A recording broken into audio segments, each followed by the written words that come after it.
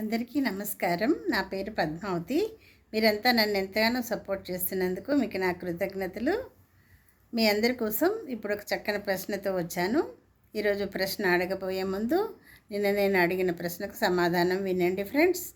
నాకు ఒంటి నిండా గాయాలు, కడుపు నిండా రాగాలు అని అడిగాను కదా.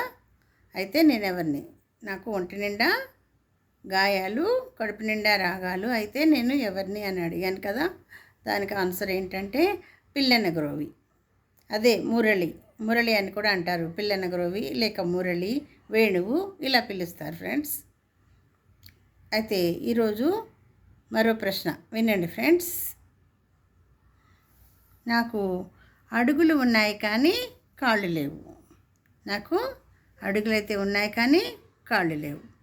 కాళ్ళు లేకుండా అడుగులు ఉండడం ఎలా సాధ్యం? ఇదేమిటో మరి మీకు అర్థమైందా? అర్థమైనట్లయితే ఆన్సర్ని కామెంట్ బాక్స్లో పెట్టండి.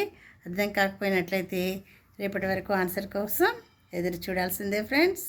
లైక్ చేయండి, షేర్ చేయండి, సబ్స్క్రైబ్ చేసుకొని సపోర్ట్ చేయండి ఫ్రెండ్స్ ప్లీజ్.